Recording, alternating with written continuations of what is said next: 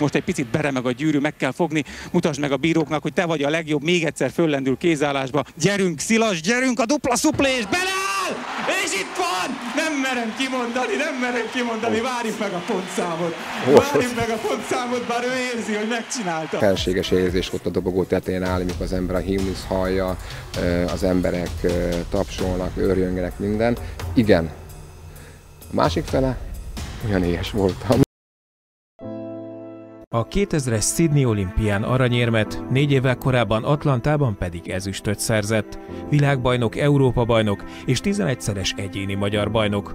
A tornában elért eredményeivel Csollány Szilveszter az ország egyik legsikeresebb sportolója, máig az egyetlen, aki gyűrűn a dobogó legfelső fokára állhatott magyarként 5 karikás játékokon. Hamar rádöbbentem, hogy itt azért komoly felkészülés folyik, és talán azt hiszem 1 év után már indultam versenyen. Otthon is edzettem, tehát hazamentünk a panellakásba a 3. emeleten, ugyanúgy csináltam a különböző ugrásokat. A szomszéd azért örült neki nagyon. Így mesélt karrierje kezdetéről Csollány Szilveszter a 2000-es évek végén. 5 éves korában kezdett sportolni, 16 éves korában kiemelkedő tehetsége miatt Sopronból a fővárosba költözött. Így folytatta az edzéseket az újpesti Dózsa sportolójaként. 3 évvel később már a felnőtt válogatottat erősítette. A Sydney olimpia előtt így beszélt. Minden egyes nap rengetegszer átgondolom a gyakorlatomat. Átgondolom azt, hogy mi fog történni ott, hogy fogok felmenni a dobogóra, mit fog akkor gondolni, mit fog akkor csinálni. Tehát azért már nagyon benne van a fejemben ez a verseny. Ezt pedig közvetlenül az aranyérem megszerzése után mondta. Én azt mondom, hogy a Terepestén olyan gyakorlatot csináltam, amire nem tudták azt mondani, hogy nem.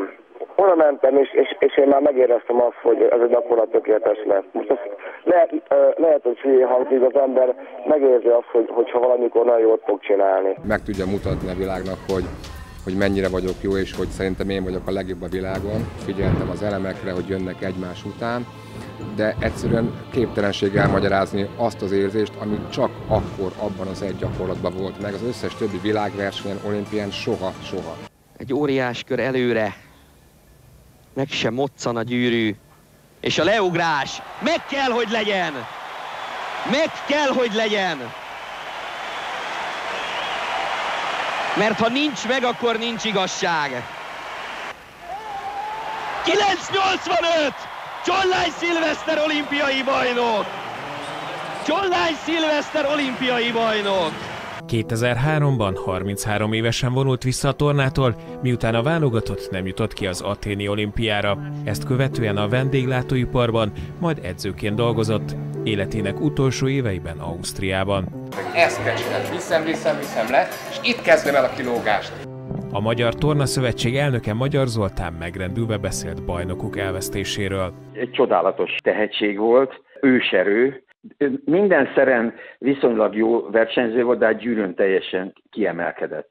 Tehát Európa-bajnok volt, világbajnok volt, olimpiai ezüstérmes volt, olimpiai aranyérmes volt. Szinte verhetetlen volt.